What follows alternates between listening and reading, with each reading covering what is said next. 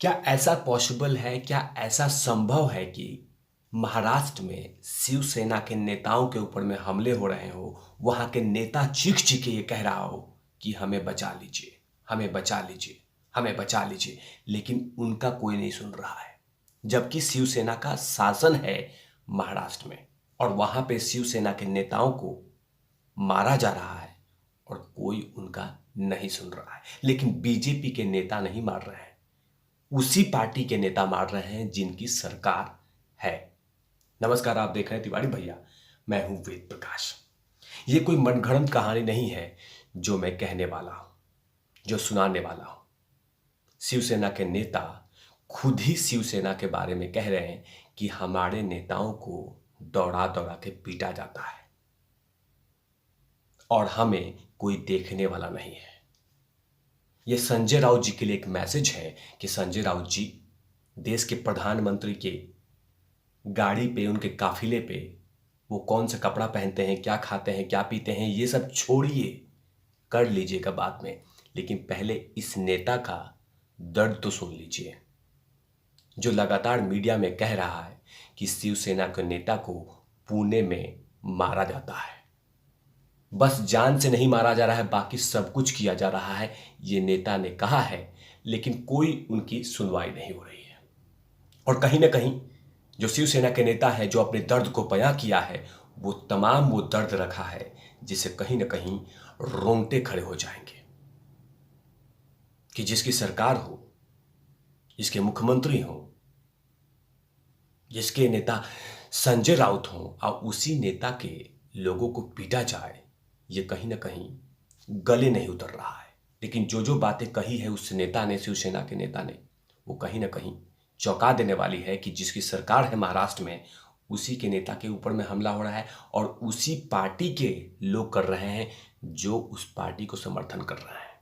वो तमाम आरोप लगाया है शिवसेना के नेता ने, स्पेशली एनसीपी पे, और कहा है कि हमें दौड़ा दौड़ा के मारा जाता है। आखिरकार उन्होंने क्या कहा है, अपने दर्द को क्या क्या बयान किया है शिवसेना के नेता शिवाजी राव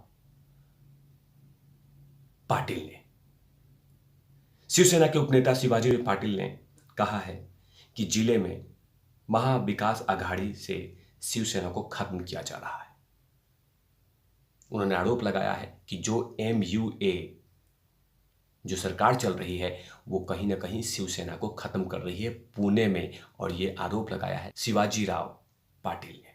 आगे कहते हैं कि पुणे में बैलगाड़ी दौड़ स्थगित होने के बाद शिवाजी राव पाटिल ने पुणे के अधिकारियों से नाराज है कि उन्होंने खुलकर अपनी नाराजगी जाहिर करते हुए कहा कि अगर महाविकास आगे है तो रहने दीजिए, यह सिर्फ उनके फायदे के लिए है।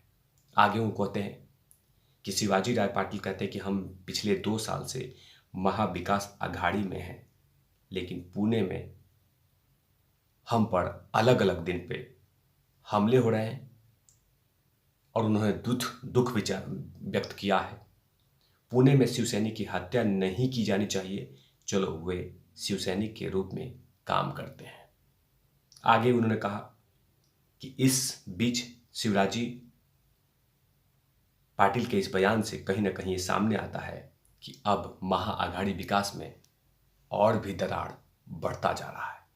लेकिन कहीं ना कहीं जो दर्द की बात कही है, जो बातें कही है कि पुणे में शिवसैनिक के साथ हमले हो रहे हैं और कहीं ना कहीं कोई ने सुनवाई नहीं कर रहा है, कोई सुन नहीं रहा है, लोग अनदेखा कर रहे हैं। और शिवाजी राव पाटिल ने जो जो बातें कही है, वो कहीं ना कहीं उनकी बातों में दर्द तो छलकता है कि जिस पार्टी का मुख्यमंत्री हो, जिस पार्टी के सबसे ज्यादा मंत्री हो, जिस पार्टी के संजय राउत जैसे कद्दावर लीडर हो, उस पार्टी के नेता को कोई दौड़ा दौड़ा के कैसे मार सकता है, अब वो भी महाराष्ट्र में, अब वो भी शिवसेना के। ये कहीं ना कहीं शर्मसार करने वाली घटना है और इस पे कहीं ना कहीं शिवसेना के उन नेताओं को शिवाजी राव पाटिल की बातें सुननी चाहिए।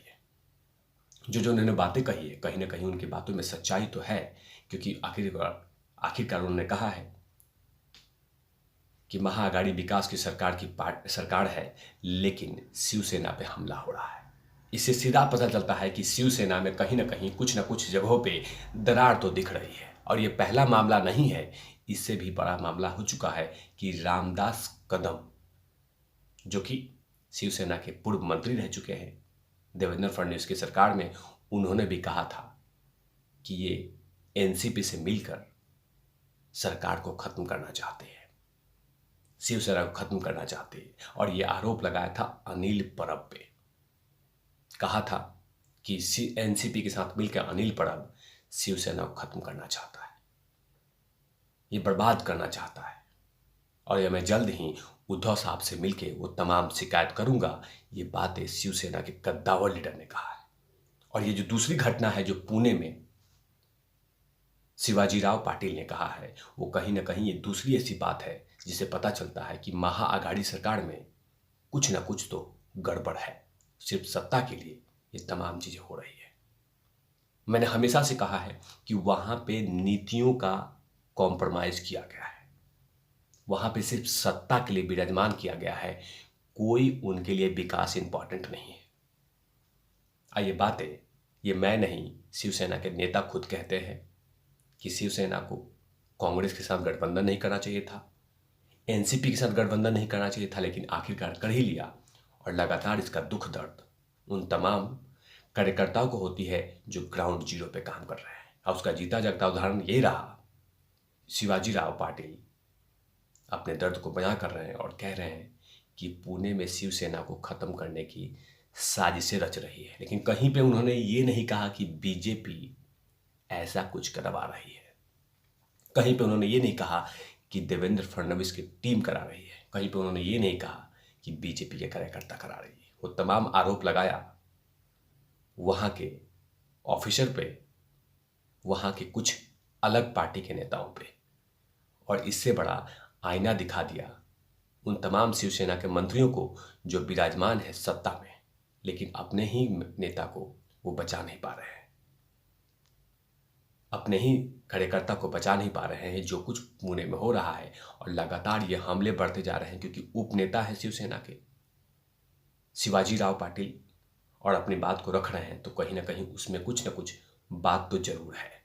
क्योंकि अगर इन्होंने कहा है ऐसी बातें तो उसमें दर्द छलकता है, और कहीं ना कहीं शिवसेना के उन नेताओं को इनकी दर्द को सुनना चाहिए, वरना ग्राउंड जीरो पे ऐसे कार्यकर्ता का मनोबल टूटेगा तो आने वाले चुनाव में हार निश्चित है। उसका जीता जागता उदाहरण यही रहा कि मुंबई में हुए जिला बैंक के चुनाव में 21 की 21 सीटें बीजेपी लेके चली गई, और शिवसेना और उनके साथ वाली पार्टी टुकुर टुकुर देखते रह गई और कुछ नहीं कर पाई।